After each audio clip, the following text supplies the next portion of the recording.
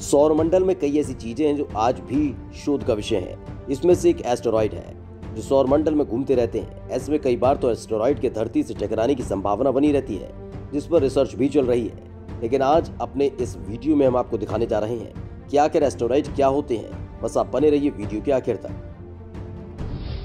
कहां से आते हैं एस्टेरॉइड? पृथ्वी पर क्या हो सकता है असर? सौरमंडल में कई बार घूमते हुए एस्टेरॉइड के बारे में आपने सुना होगा, साथ ही धरती से टकराने के बारे में चेतावनियां भी सुनी होंगी। लेकिन हर बार एक ही सवाल आपके सामने घूमता होगा कि आखिर एस्टेरॉइड क्या होते हैं, कैसे बनते हैं। आज आपको बताने जा रहे हैं एस्टेरॉइड बनने की पूरी प्रक्रिया। दरअसल जब सौरमंडल की मुख्य बेल्ट में एस्टेरॉइड टकराते हैं तो इनके टुकड़े एक दूसरे से मिलकर सूरज का चक्कर काटने लगते हैं। इस मलबे को फैमिली कहते हैं। इनका काम सिर्फ अंतरिक्ष में घूमना भर नहीं होता, बल्कि सही हालात में इनमें से कुछ धरती के करीब आ जाते हैं। Monthly notice of the royal astronomical society में छपी स्टडी में रिसर्चर्स ने कर्मा फैमिली के एस्टेरॉइड्स के विकास का सिमुलेशन तैयार किया। इसमें शुरुआत सबसे पहले टक्कर के साथ होती है। नतीजों में पाया गया कि इस परिवार के जीवन काल में 350 सदस्य धरती के करीब आ चुके हैं और 10 अभी भी धरती के पास हो सकते हैं। एस्टेरॉइड पर चल रहे शोध के दौरान कई चौंकाने वाले तथ्य भी सामने आए। एक ऐसा ही सर्वे किया गया था जिसमें एस्टेरॉइड की पूरी फैमिली के बारे में विस्तार से बताया गया। कर्मा फैमिली का नाम उसमें शामिल सबसे बड़े एस्टेरॉइड 3811 कर्मा के नाम से रखा गया है, जिसे 1953 में खोजा गया था। रिसर्चर्स का मानना है कि करीब 13 करोड़ 70 लाख साल पहले हुई टक्कर में फैमिली के सदस्य बने और फैल गए। इन्हें कार्बन केयर्स रुंदियेट्स कहते हैं। ये रोशनी का रिफ्लेक्ट करते हैं और इसलिए इन्हें खोजना मुश्किल होता है। यूनिवर्सिटी ऑफ बेलग्रेड की स्टूडेंट ऑफ स्टडी की मुख्य लेखक डेबोरा पावेल का कहना है कि हाल के सालों में नए सर्वे में इनसे आने वाली रोशनी को डिटेक्ट किया जा सका है और इसमें 317 कर्मा फैमिली के सदस्य खोजे गए। सौरमंडल में घूम रहे करीब 350 एस्टेरॉइड।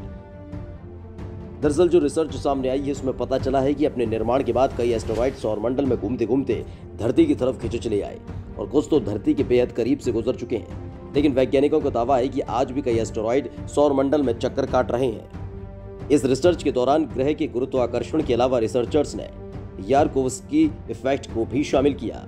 इसमें सौर ऊर्जा से एस्टेरॉइड्स को धक्का लगता है और ये लाखों प्रकाश वर्ष दूर चले जाते हैं। स्टडी में पाया गया कि 350 एस्टेरॉइड कर्कवुड गैप में चले गए, जो मुख्य बेल्ट का अस्थिर क्षेत्र है और धरती की कक्षा की तुलना में सूरज से 2.5 गुना दूर है।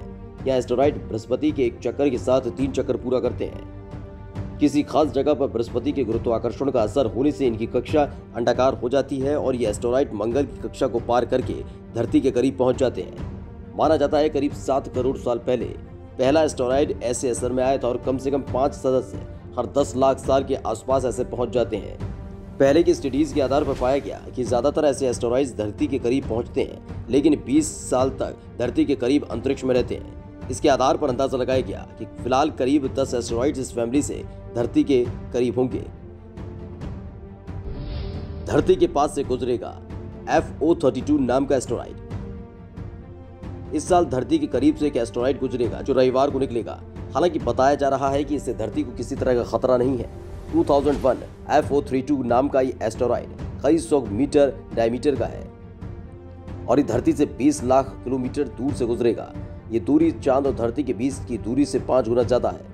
यूरोपियन स्पेस एजेंसी के एस्टेरॉइड एक्सपर्ट डिटलिफ कोशली के मुताबिक ये एस्टेरॉइड स्थिर है और खतरनाक रास्ते पर नहीं है। इस उपकरणों की मदद से एस्ट्रोनॉम्स देख सकेंगे। ये एस्टेरॉइड्स हर 810 दिन में सूरज का एक चक्कर पूरा करता है। रविवार को धरती के करीब से गुजरने के बाद ये 2052 में वापस आएगा। वैज्ञानिक इसका इस्तेमाल एस्टेरॉइड के बारे में और ज्यादा जानने के लिए करेंगे। इस एस्टेरॉइड की पहली तस्वीर को इटली स्थित वर्चुअल टेलीस्कोप प्रोजेक्ट ने अपने कैमरे में कैद किया था। इस एस्टेरॉइड की तस्वीर को उस समय कैमरे में कैद किया गया था जब ये विशाल चट्टान धरती से 1,95,000 किलोमीटर की दूरी पर था। 14 मार्च की रात को ली गई इस तस्वीर में तारों के बीच में एक चट्टान बेहद चमकदार वस्तु के रूप में नजर आ रही है। द वर्चुअल टेलीस्कोप प्रोजेक्ट ने कहा कि संभावित रूप से खतरनाक चट्टान सुरक्षित तरीके से पृथ्वी की ओर आ रही है।